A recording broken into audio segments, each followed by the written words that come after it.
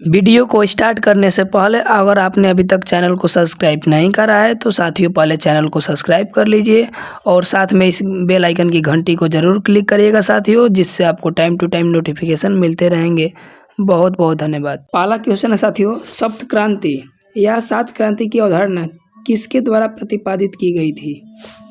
Important question और ये question आपके एग्जाम में बन सकता है, इसलिए आप लोग को इसे याद रखना है। तो साथियों इस प्रश्न का जो राइट आंसर होगा ऑप्शन नंबर ए यानी राम मनोहर लोहिया, यानी option number A right answer होगा। राम मनोहर लोहिया के जी के बारे में बात करी जाए तो साथियों तो इन्होंने सात क्रांति का जो है अवधारणा प्रस्तुत किया था। सात क्रांति में साथियों कई क्रांति है, जैसे पुरुष और महिला के बीच समानता होनी चाहिए, सात है साथियों ऐसे। और साथियों अंग्रेजी हटाओ उनकी कुछ रचनाएं हैं साथियों इम्पोर्टेंट। और इनका नारा पूछा जाए साथियों तो रोटी रोटी कपड़ा दो नहीं तो गद्दी छोड़ दो। साथियों रोटी रोटी कपड़ा दो नहीं तो गद्दी छोड़ दो, ये किन का नारा है? तो राम मनोहर लोहिया जी का नारा है। और महात्मा गांधी जी के बारे में कौन भारत का नागरिक नहीं जानता होगा? अगले प्रश्न पे बढ़ते हैं। अगला प्रश्न है साथियों, प्रथम अफीम युद्ध का समापन किसके करने वाली संधि कौन सी है साथियों? ये भी साथियों इंपॉर्टेंट क्वेश्चन, और जितने भी इस वीडियो में लिए गए सब इंपॉर्टेंट क्वेश्चन है साथियों। तो साथियों इस प्रश्न का जो राइट आंसर होगा यानी नानकिंग की संधि, यानी option number A right answer होगा। साथियों इसके बारे में बात करी जाए तो साथियों देखिए आपसे पूछा जा सकता है कि प्रथम अफीम युद्ध साथियों कब से कब तक हुआ था? तो साथियों 1839 से लेकर 1839 से लेकर साथियों 1842 तक। कितना तक? 1842 तक साथियों ये युद्ध चला था। ये भी क्वेश्चन आपके एग्जाम में बन सकता है, इसे आप लोग को याद रखना है। और साथियों पहला अफीम युद्ध जो है साथियों नानकिंग की संधि द्वारा समाप्त हुआ था साथियों। और प्रथम अफीम युद्ध को आंग्ला चीनी युद्ध के नाम से भी जाना जाता है। ये भी इंपॉर्टेंट क्वेश्चन और ये भी आपके एग्जाम में बन सकता है, इसलिए आप लोग को याद रखना है। अगले प्रश्न की ओर बढ़ते हैं और अपना जरूर बताइएगा कमेंट बॉक्स में कि आप कितना सही किए हैं क्वेश्चन। अगला प्रश्न है, जहांगीर के शासनकाल में निम्नलिखित में से किस चित्रकार को नादिर उल असर की खिताब से नवाजा गया था? साथियों ये भी इंपॉर्टेंट क्वेश्चन और ये भी एग्जाम में बार बार पूछा जाता है साथियों। तो साथियों इस प्रश्न का जो राइट आंसर होगा उस्ताद मंसूर, यानी option number D right answer होगा, उस्ताद मंसूर। साथियों मंसूर जहांगीर के दरबार में एक प्रमुख प्रकृति चित्रकार थे साथियों, ये भी क्वेश्चन बन सकता है। क्या थे? तो चित्रकार थे साथियों। और मशहूर उस्ताद मशहूर के नाम से साथियों जाने जाने लगे और बादशाह ने उन्हें नादिर उल असर यानी कि उम्र का चमत्कारी की उपाधि दी। इंपॉर्टेंट क्वेश्चन, और ये क्वेश्चन आपके एग्जाम में बन सकता है कि उम्र का चमत्कार की उपाधि किसने प्राप्त करी थी? साथियों नादिर उल असर जो है यही इसे मिला था। अगले प्रश्न की ओर उस्ताद मंसूरी जी को मिला था। अगले प्रश्न की ओर बढ़ते हैं। गांधार कला शैली समन्वय है साथियों। साथियों ये भी इंपॉर्टेंट क्वेश्चन और ये क्वेश्चन एग्जाम में बार बार पूछे जाते हैं साथियों।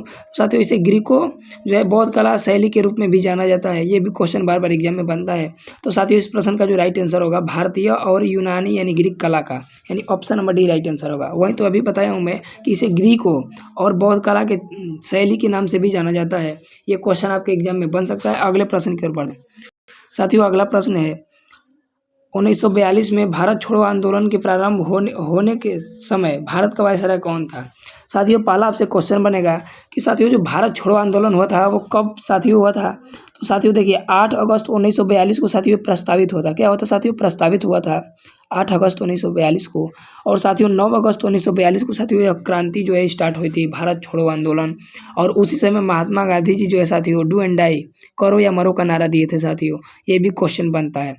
तो साथियों भारत छोड़ो आंदोलन का जो है साथियों ग्वालियर टैंक के मैदान से साथियों इसे आह्वान किया गया था।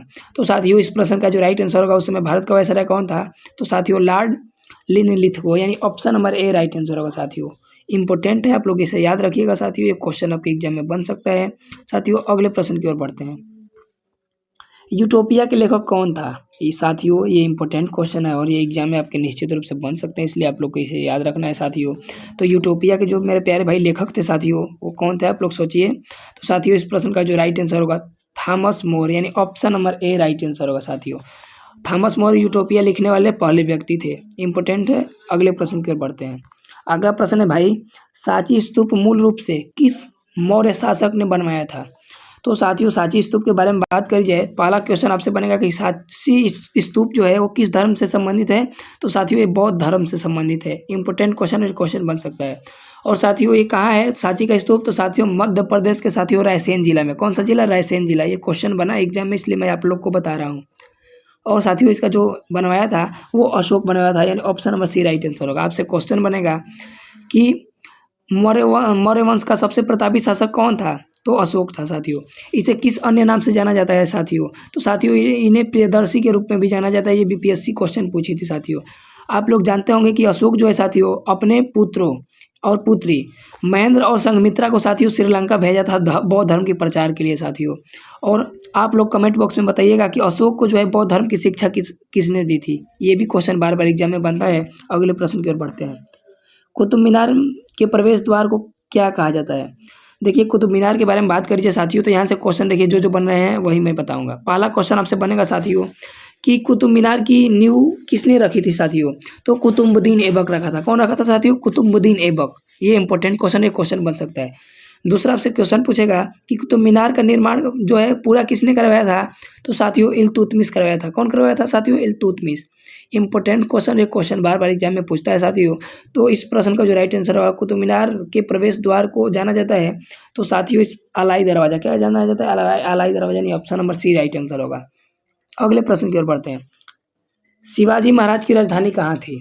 तो साथियों इस पर आप लोग जानते होंगे कि इसका जो है रायगढ़, यानी option number A right answer होगा साथियों। इंपॉर्टेंट है, ये क्वेश्चन बन सकता है आपके एग्जाम में साथियों। अगले प्रश्न की ओर बढ़ते हैं।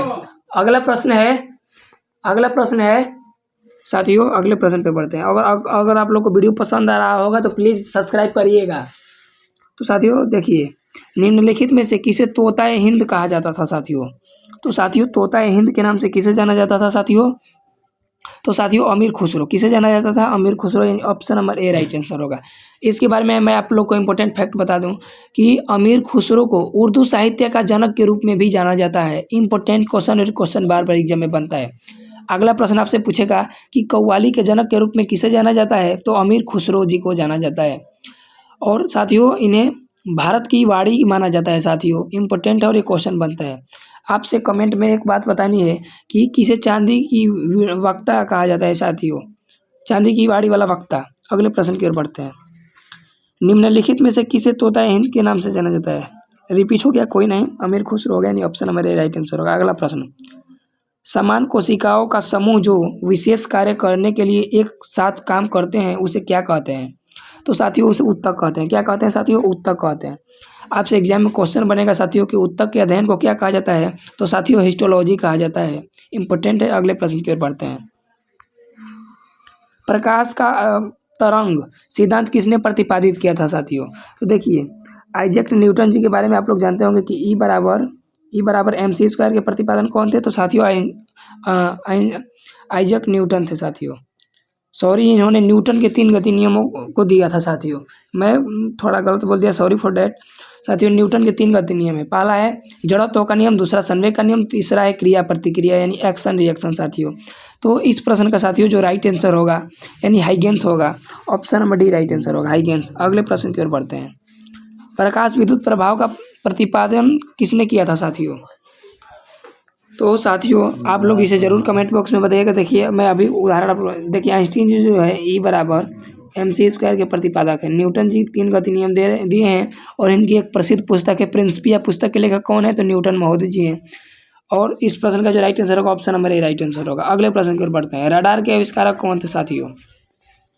तो साथियों रडार के जो आविष्कारक थे साथियों, हेनरिक हर्टज ने रडार का आविष्कार करा था, यानी हेनरिक हर्टज। अगले प्रश्न की ओर बढ़ते हैं। एक्सरे का आविष्कार किसने किया था साथियों? इंपॉर्टेंट है, क्वेश्चन बार बार बनता है। तो W.K. रोएंटजन, यानी रोएंटजन कहाँ दिया? Option number B right answer होगा साथियों। और कब किए थे? 1895 में। कब किए थे? 1895 में। तो साथियों वीडियो कैसा लगा जरूर कमेंट बॉक्स में बताइएगा। Thanks for watching. जय हिंद।